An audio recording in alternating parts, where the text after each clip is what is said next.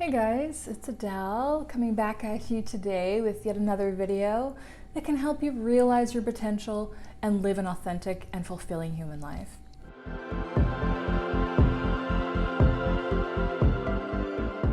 Last night I had the most symbolic, beautiful and meaningful dream, and I've noticed that the energy of the past few years has really kind of pushed me to kind of rise up to something higher. And as I took that initiative, my reality started changing and things started getting better and better. And I found that my dreams have been starting to reflect that. I've been having the most beautiful healing dreams, and that's definitely a part of the journey that's showing you what's now in your subconscious. Now that my subconscious mind has changed, right? I used to be completely self-sabotaging. That was why I ditched my YouTube career for so many times. That was why I made relationship decisions that didn't work for me. That was why I worked at jobs that I hated. You know, I had these patterns throughout my entire life. And I found what worked for me, which was a number of things, specifically self-hypnosis that I created. And now I see in my outer world what I've recreated in my mind. And I see the relationships and the love between people and for myself, and the opportunities and the abundance and the prosperity and the freedom and the joy and the health that I have programmed into my mind, that's been there all along. So I kind of wanted to share today, of course, my little three. I've got 3 tips to kind of help you start to get into that mind frame yourself, because as many of you may have noticed, we are in a time where there is intense amount of energy and pressure and forces being used to try to give people a sense of doom, a sense of failure, a sense of giving up, no hope. And we're all in this collective dream on this journey together. What you'll find is that there are people who can exist in a different dimension within this dream, right? So there are different levels, there's different experiences within this dream. For me, I was going down the totalitarian, living in my apartment and eating bugs, to survive scenario that I had been programmed in my mind from toxic religion, from TV shows that I had watched about the apocalypse and the zombies, and you can see they've got tons of videos about all these things, the world ending. There are forces out there that know the power of the human mind, and they put into media, you can see these repeated themes over and over and over again. I know a lot of you are watching that Squid Games. I heard about it. I felt curious, but I was like, there's no way in hell I'm putting that in my mind right now, because I know that the emotional things that we feel, that we repeatedly see, I know that a lot of media, including social media, has been specifically formulated to get into your subconscious mind, to access you when you're in that theta brain state. And I know that I don't want to be putting those realities into my mind. And look at my life now. Before, when I was buying into all of this, and I'm talking like when this first began, so like March of 2020, around there, April maybe, I was terrified and I was having a horrible time.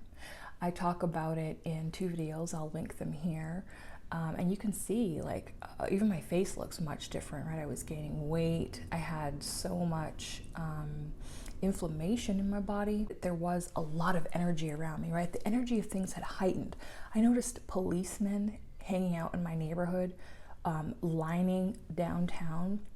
I noticed just people, acting out. They were on edge. They were freaking out. They were yelling. They were doing strange things in the streets.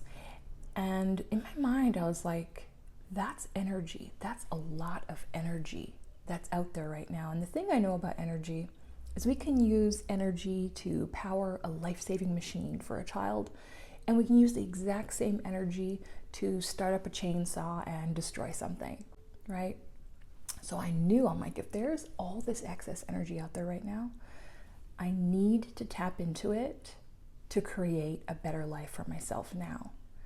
And what I know about that is when we create a better life for ourselves, when we are a shining beacon, an example of self-love and abundance and creating and breaking generational curses, is that just us sitting in the corner being great? No.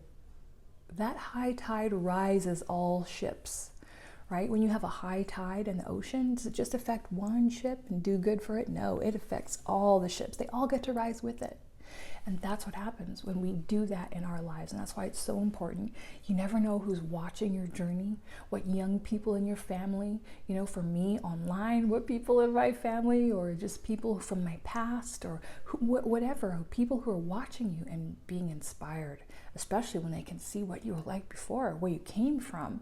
I have some upcoming videos where I'm going to be showing you guys that, and you're going to be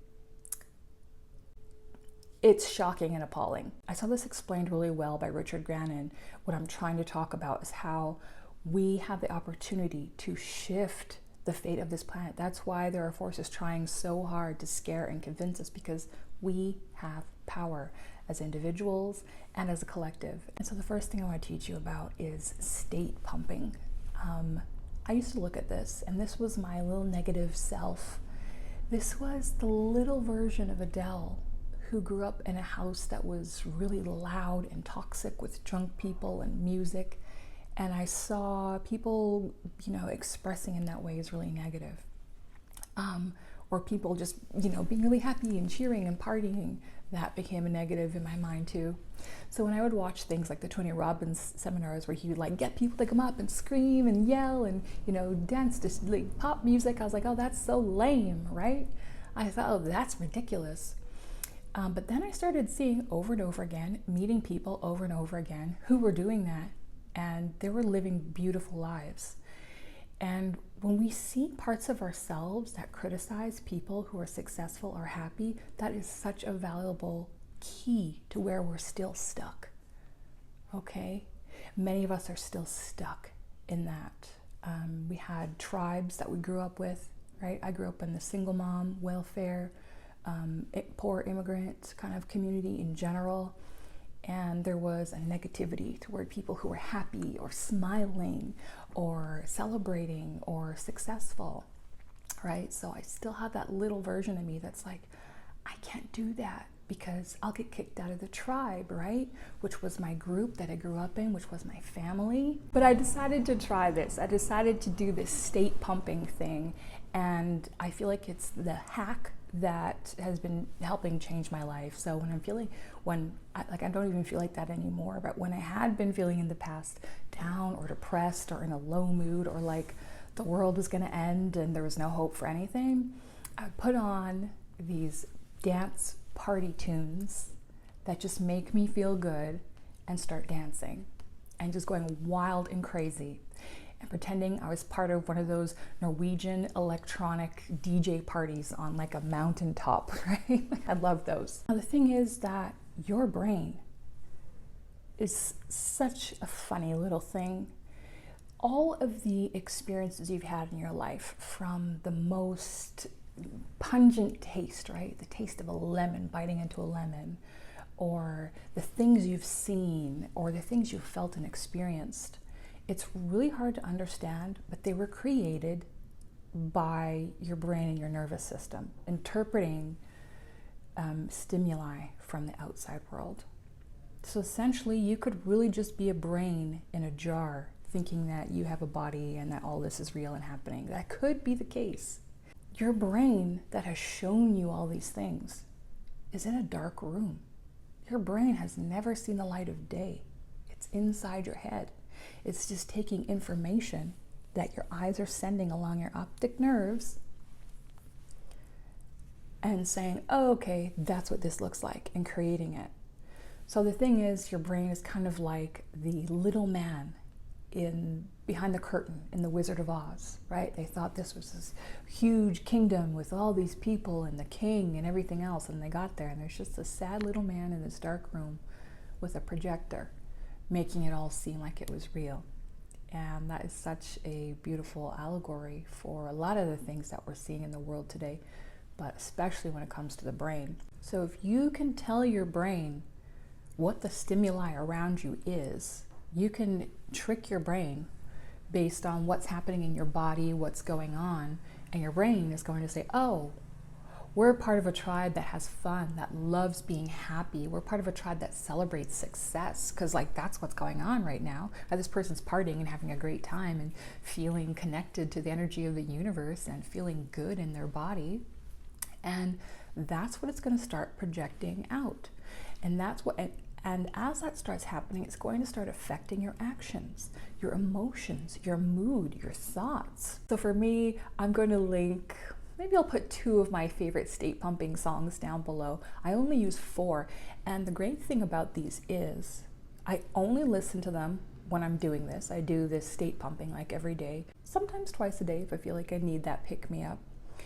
But what it actually starts doing is conditioning your body that when you hear this song, even if I don't feel like doing it, it will put me in a really good mood. By the end of the Black Eyed Peas song, I'm always like jumping up and down, like me jumping up and down. It's just a good song. It reminds me of my little brother's graduation. We had all showed up there. My mother had died that year, right on his first day. And he'd been living with her and her abusive boyfriend, and he had a teacher who was trying to hold him back in class because he was struggling emotionally, and I had to go to the school and like face down this miserable man so he wouldn't be held back a year. So, you know, and he had to work so hard. You know, he was working, I think, at McDonald's, you know, and saving up. And so when his graduation came, it was kind of like a moment for all of us. My family, we kind of came together during that time. It didn't last for long, but we did come together. And I remember we all showed up there, and I remember thinking, what a cool group of people we were showing up for my little brother. It was like me and my boyfriend at the time. We were in town, you know, we'd been working in forestry, we'd come back, and it was a family friend and her husband, who was really supportive. He ended up being really supportive to my brother later in life. And my other brother, Jonathan, was there from Toronto, and so we all showed up at his grad. And I remember my brother, he was gonna go take a picture. And because I had, you know, my vehicle that I brought in from forestry, I had my mirrored aviator shades in there from being a ranger and trying to look cool. And my brother was running off to take this picture in his tux, and I said, wait, you know, and I went and I grabbed those sunglasses that I had and I gave them to him. So he got this cool picture with his classmates in his tux with these aviator shades on. And that was one song I remember from that night, them playing at the dance. The second thing you want to start doing is setting goals. We can't sit around and assume negative things about the future and assume that we're going to have to do this, that, and the other thing. Plan what you want regardless of where it seems the world is heading. And if it does head that way, then find a way to work around it. Don't let this time, the people around you, or anything affect you in a way that will make you feel like you have no future. We're going through a test right now. This is a test of the soul, and you wouldn't be here if there was no way you could pass it. So get rid of those unhealthy, toxic influences. I know you, I can see you right now. One of you here, you love that Bailey Sarian, you love that true crime, that blood and guts, that, you know, these horrible things that have happened. I was just like you. And then I realized that having those things in my subconscious mind was scaring my body and my nervous system and making me act and think and dream and feel in different ways. So that stuff is very compelling for that very reason. I have free Netflix. My landlord's like, hey, I bought you this giant TV for moving in here, you know, and you got free Netflix. The TV is in the closet. I haven't turned it on once. I don't watch the news. I don't go on Reddit. I don't read the newspaper. I talk to my neighbors. I talk to my friends. I keep myself healthy, and I believe in a beautiful future for myself and for you too. If you're watching this video, you are a part of the reality that I'm creating, and you can join in with me. I am planning a webinar. It's going to be limited attendance, so make sure you have notifications on my videos because I'm going to announce it in a video. and then, you know, the people who are watching it are going to fill it up pretty quickly, okay? It's going to be about breaking up with the matrix, creating your reality. That's what 2022 is going to be about. There are planetary alignments that have never been seen before, and they're all about change, about opportunity, about sovereignty and creation and abundance. And sometimes that comes with a bit of chaos. But if you know that you're crossing a chaotic ocean because you're going to arrive at the paradise on the other side, it's worth it. So please stick with it. Thank you so much for watching, and I'll see you again soon. Bye for now.